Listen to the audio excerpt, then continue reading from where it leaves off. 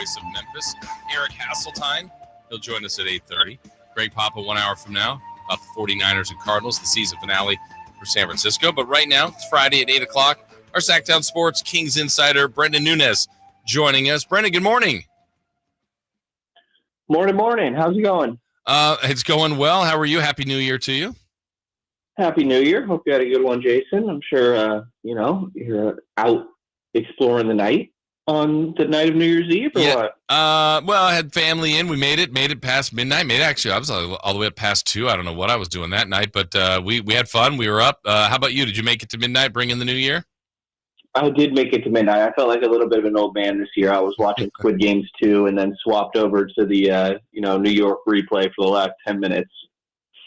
You brought it in style. I was thinking about you earlier today because last Friday when we talked, you were also getting ready to host Alan Styles' show, and we were talking at this time, and the Kings were in a bad way, and not that everything's all figured out now, but then shortly after we talked, you host the show, and before your show ends, bang! I mean, it's 1 week ago today, the Kings dismissed Mike Brown from his head coaching duties, and man, life moves fast, doesn't it? I mean, we're a week later, Kings have played 3 games, and the show goes on, I guess. It's just kind of a surreal week, hasn't it been for you?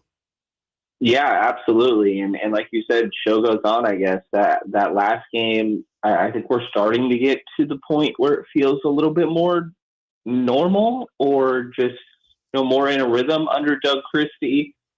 A chaotic situation overall. I think that it was sort of unfair to Mike Brown in my mind. I think that they didn't do him all too many favors when it came to roster construction, and I think it also speaks to their lack of commitment to him in the first place. Like, I know that they agreed to an extension with him over the course of this offseason, but that was a process within itself, and I think if you're willing to move on from a guy so quickly into a season, that it sort of speaks to your, like I said, lack of commitment there in the first place.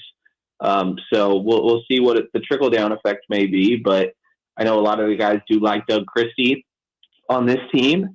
And so if they can continue to play hard for them, then winning is what matters. And you're 2-1 right now under Doug Christie, albeit against some injury-riddled teams. But we know that they have a tendency of losing those games before. So even just little things like executing down the stretch, I mean, more than a little thing, I guess, but the 15-0 run to win their last game against Dallas, wins are wins. And that's what the Kings need more than anything right now. Yeah, I mean, Doug still is a victim of what Mike Brown was, roster construction. But, I mean, with 3 games, which probably isn't the fairest sample size, Brenden, but differences, tweaks, what are you seeing that if you said, I watched the Kings under Mike Brown, this is what they look like, are there differences you're seeing so far? Do you need a little more time to see if they are different under Doug Christie? Yeah, I mean, a couple minor things. I think that, previously, obviously there was no Keegan Murray in that last game, but even in the games Keegan did play the first 2 with Doug Christie, typically the first sub would be De'Aaron and Keegan under Mike Brown, and so far we've seen it be De'Aaron and DeMar DeRozan, and then obviously that meaning that they end up coming back in and running with the second unit guys when you get to that point, which is a little bit different. I do kind of think that separating DeMar and De'Aaron probably makes sense to me just because they're vast, polar opposite sides when it comes to maybe their ideal pace on scoring. But that, I think Alex Len getting a little bit more consistent minutes and some larger lineups from Doug Christie when Keegan was healthy. I think there were times you saw Keegan play in the 3 more often than for a lot of this year. DeMar DeRozan started at the 4 the other day against Dallas, but he ended up playing the 2 for stretches during that game with some larger lineups. So that definitely stands out to me. And I would probably guess that Keon Ellis starting in that Dallas game, it's kind of hard to imagine Mike Brown making that same decision. And Keon plays more minutes than anybody else on the floor, and the most minutes he's played in his career outside of 1 game last season. So some little things, but I think that we'll start to get a better feel here as obviously Doug gets more games under his belt. And tonight he may be in that same spot of filling the void for Keegan Murray. What's the latest you think on his status for tonight? Yeah, as of right now, we just know that he's doubtful for tonight with left ankle soreness. It sounds like this is something that's kind of been lingering throughout the course of this season. He missed a game, I want to say against the Denver Nuggets earlier this year. That's right, because Doug McDermott ended up starting. DeMar DeRozan was guarding Aaron Gordon, and Yes. that didn't go great, if you remember that one. I do. It might have been the start of the 5-game losing streak, actually. Yep. But in that, heading into that game, Keegan had kind of banged up his ankle against the Houston Rockets, actually, and then it swelled up before that game, and then now we're having these absences or potentially multiple if he ends up missing tonight from Keegan. So I think he's just kind of a little banged up. You know, they're asking him to do a whole lot, obviously. A very physical style of play with the amount of minutes that he's playing as well. So, yeah, I think just, you know, little things going on right now, and it'd probably be beneficial if they had another winger forward on this team that they could give some responsibility to and actually allow Keegan the grace to not feel like he has to play through everything right now. Yeah, as we talk with Brenden Nunes, Sactown Sports Kings insider, you also wrote shortly after the Mike Brown dismissal, I know on Sactown Sports, about, you know, the future now for the Kings and De'Aaron Fox. And a lot of the, you know, Fox has kind of been caught up in a lot of this with first when his agent came to visit the Kings, now the Mike Brown firing. Those two guys were reportedly very close. Kind of the thought process behind your article, Brenden, was that this could be a last straw situation for De'Aaron. What do you think about De'Aaron and his future, longer term future with the Sacramento Kings?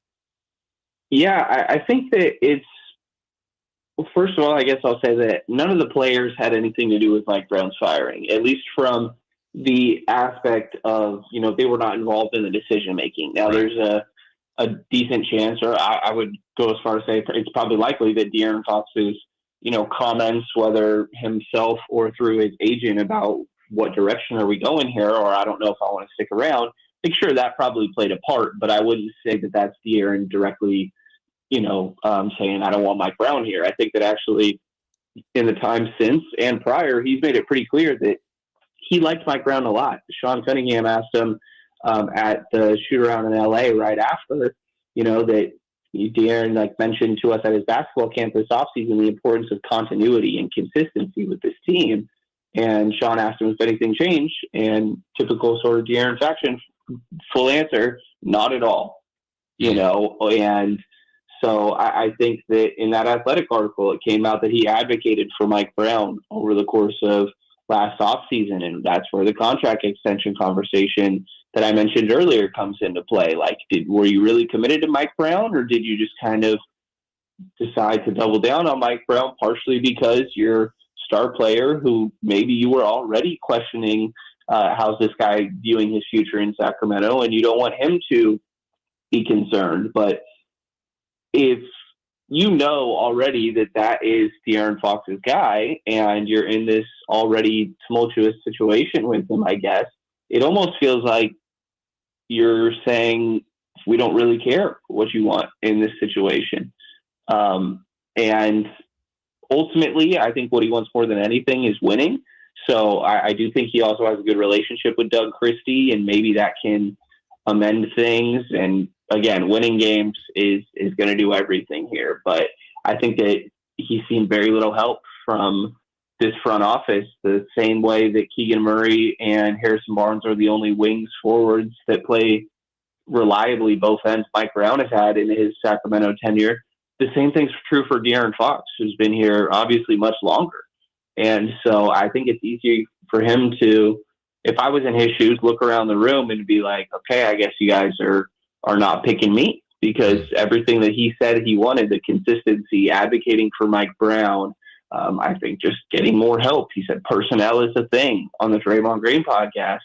I think it all is, I could see how it's taken. It's okay, you are picking to go in a different direction. And that's not to say that turning the season around with a move can't change things. I just don't know personally my level of optimism in that happening still this season. Yeah, that's where I wanted to go next, Brenden, because I think based on several circumstances, one, Fox's situation, two, the dismissal of Mike Brown, adding DeMar DeRozan, expectations of where this organization thought they should be, I would absolutely be stunned if in the next 5 weeks they don't make a move. I can't imagine this front office also probably feeling some pressure too, not making a move. Now, the significance of it, I don't know, but I believe a move or two is coming for sure, don't you?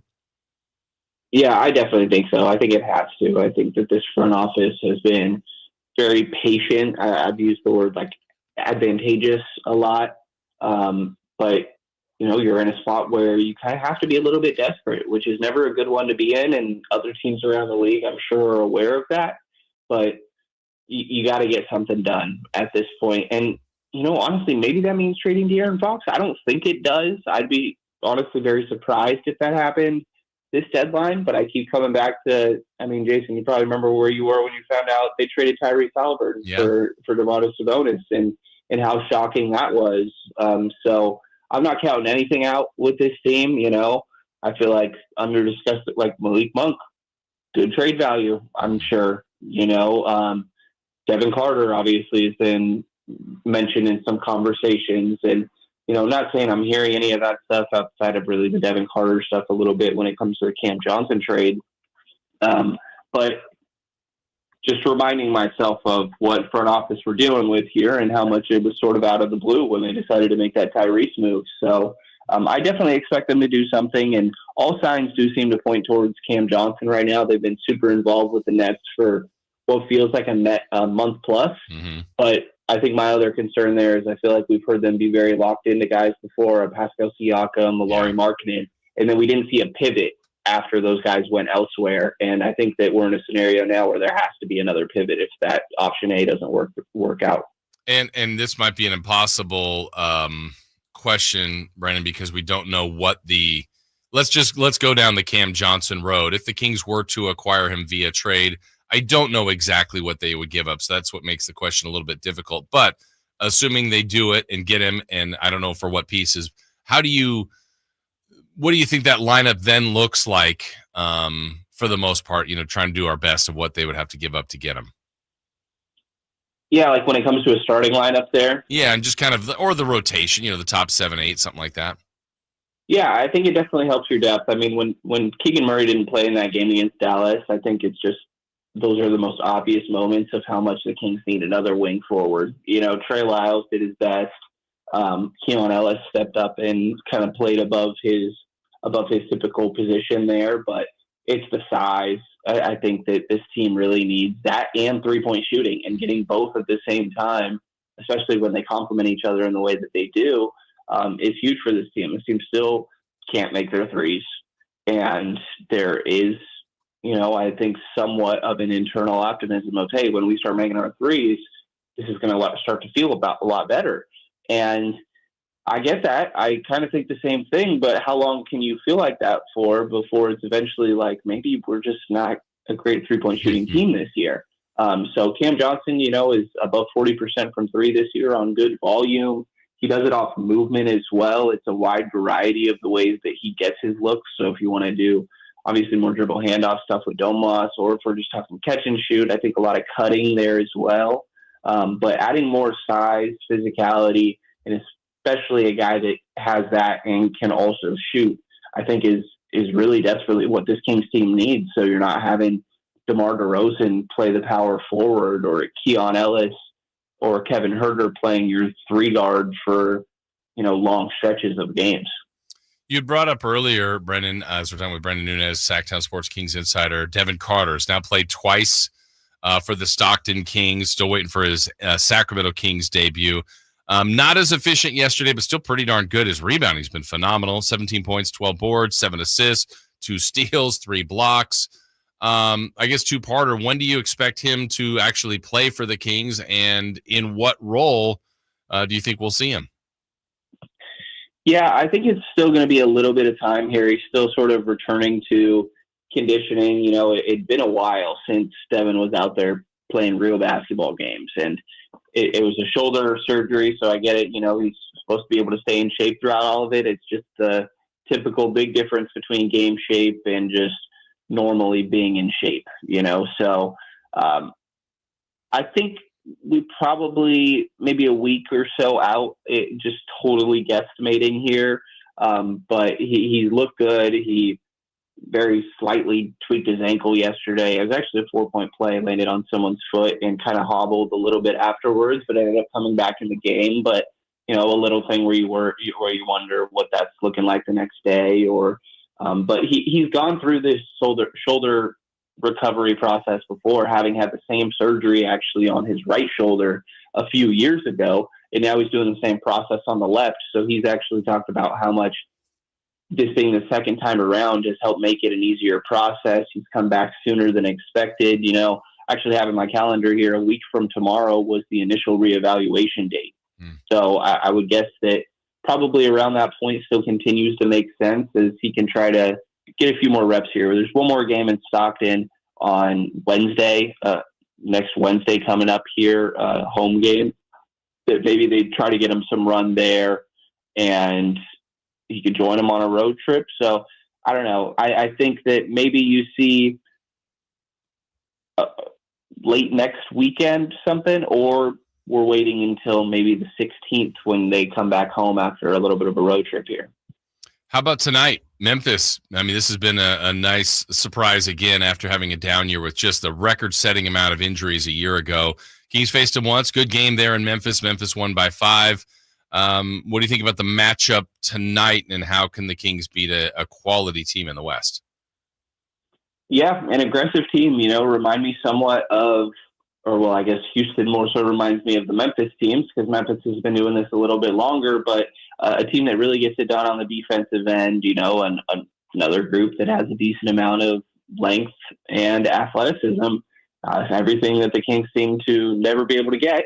And so last time these teams played, like you mentioned, Memphis took care of business. That was also John Morant's, up to that point, worst game of the season, and he got ejected fairly early into that one, if my memory serves correct, and Memphis still took care of business. So no John Morant tonight, no Marcus Smart, no Vince Williams, Gigi Jackson's out of this one, Santi Aldama's out of this one, who I think Aldama actually hit a handful of threes against the Kings last game. They also got 4 different guys questionable, so a lot could vary based on, who we're going to see out there tonight, but this Memphis team, I think, sort of embodies that next man up mentality, and you're going to get someone out there, even if it's Scottie Pippen Jr., sort of picking you apart a little bit. They got some interesting guys out there for sure, and the Kings are going to have to play hard. You can't overlook a team just because they're missing some key guys here. So what are some of the things you're going to be working on that people can check out on Sactown Sports at sactownsports.com? Yeah, I think we're going to start diving into a little bit of these potential trade scenarios, probably look at Cam Johnson a little bit more in an article coming up here. Some interesting Devin Carter stuff from being in Stockton yesterday a little bit as well. His dad was out there. And yeah, so going to kind of stay tuned with that and keeping notes on the notable differences under interim head coach Doug Christie. Yeah.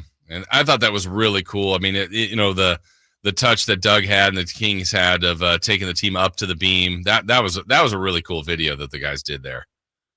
It was a great one. It made me think of, like, Drake has a video right after the Raptors made it to the finals where he goes outside and is like, look around, like, none of this would have existed without us. We did this. And it just same sort of energy, but a cool idea from Doug, because the team obviously does mean a lot to the city, and I think it's a good way to show it to the guys. Yeah, for sure. Well, we'll see you out there tonight, Brenden. Thank you, as always, for joining us. Keep up the good work, and we'll see you tonight. Appreciate it, Jason. See you tonight. All right, thank you, Brenden Nunes, Sactown Sports Kings insider, joining us. So, yeah,